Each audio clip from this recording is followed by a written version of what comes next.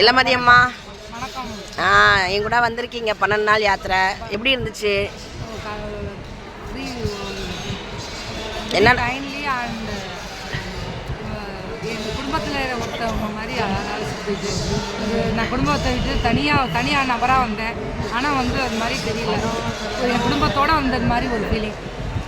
கைண்ட்லியாக சாப்பாடுலேருந்து அழைச்சிட்டு போகிறதுலேருந்து எல்லாம் கைண்ட்லியாக ட்ரீட் பண்ணாங்க.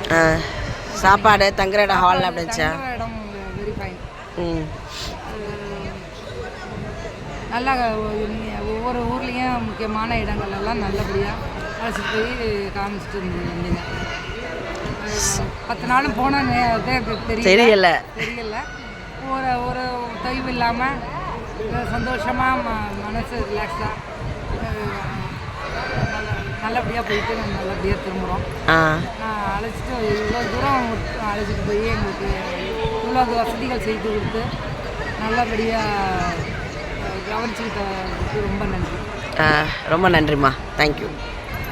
அம்மா சொல்லுங்கள். வணக்கம் மேடம். நீங்கள் உங்கள் பேர் சொல்லி எந்த ஊர்? திருவையாறுலேருந்து வர்றேன்.